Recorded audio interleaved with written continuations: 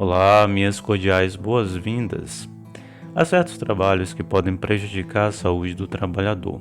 Nesses casos, são devidos ao empregado o adicional de insalubridade. E no vídeo de hoje, você vai aprender se sua profissão gera o direito à insalubridade.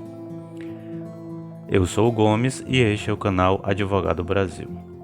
Uma atividade insalubre pode ser definida como aquela que, por sua condição, natureza ou métodos de trabalho, expõe os trabalhadores a agentes nocivos à saúde acima dos limites toleráveis no que diz respeito à natureza e à intensidade do agente, bem como ao tempo de exposição aos seus efeitos.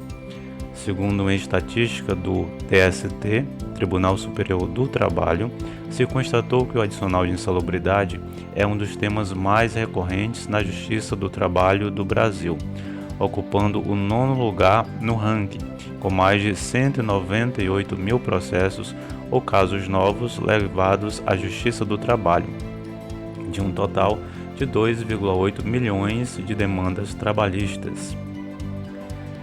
Quando há a insalubridade, é devido ao adicional de 10% para grau mínimo, 20% para grau médio ou 40% para grau máximo, respectivamente.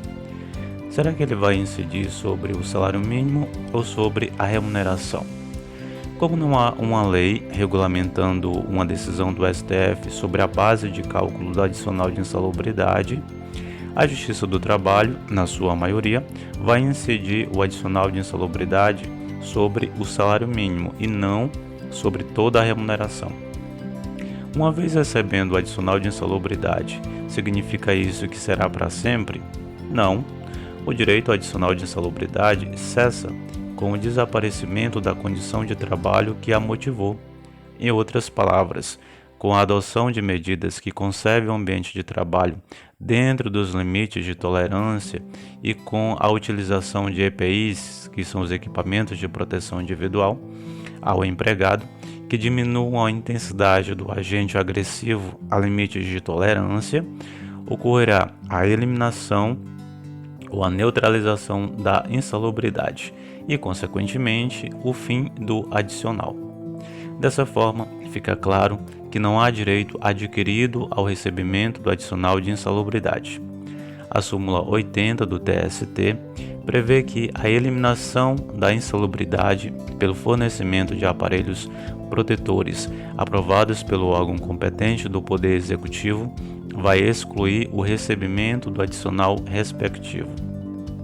Caso o empregado seja removido do setor para outro, por exemplo, para o setor administrativo, ou ele passe a trabalhar em outro estabelecimento, ele perderá o direito ao adicional de insalubridade.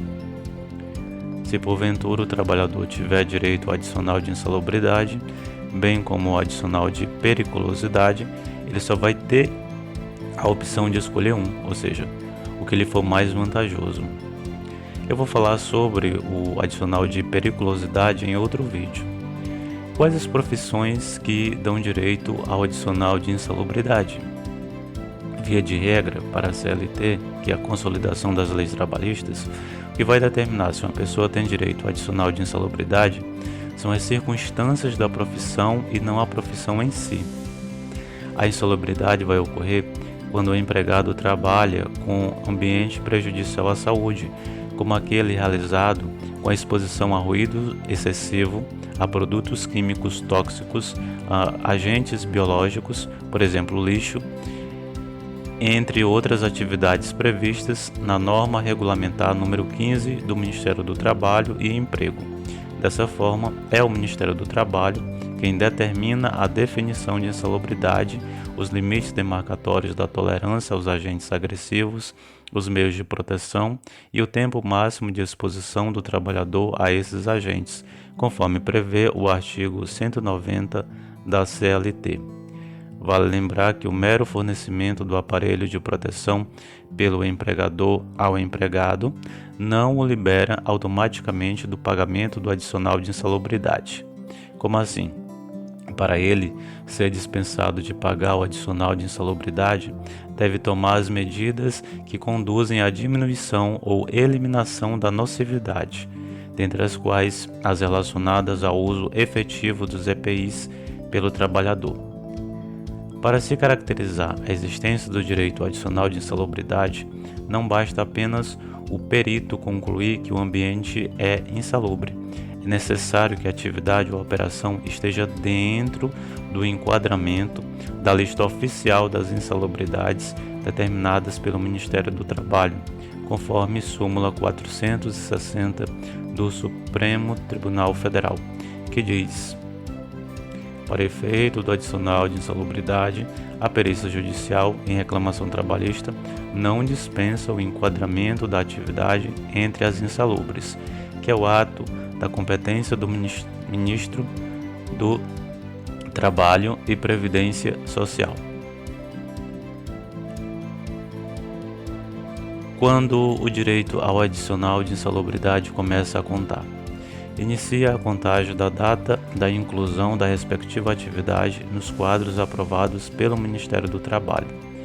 É digno de nota que a Constituição Federal de 88, no seu artigo 7º, inciso 33, proíbe trabalho noturno, perigoso ou insalubre ao menor de 18 anos e de qualquer trabalho ao menor de 16 anos, salvo na condição de aprendiz a partir de 14 anos. E esse foi o vídeo de hoje. Se você quiser ficar por dentro de seus direitos trabalhistas, não se esqueça de se inscrever no canal e ativar o sininho para o YouTube te avisar quando tiver vídeo novo aqui e você não perder nenhuma novidade. Eu posto vídeos de segunda a sexta e se você gostou desse vídeo, curta, comente, compartilhe com seus amigos e até breve.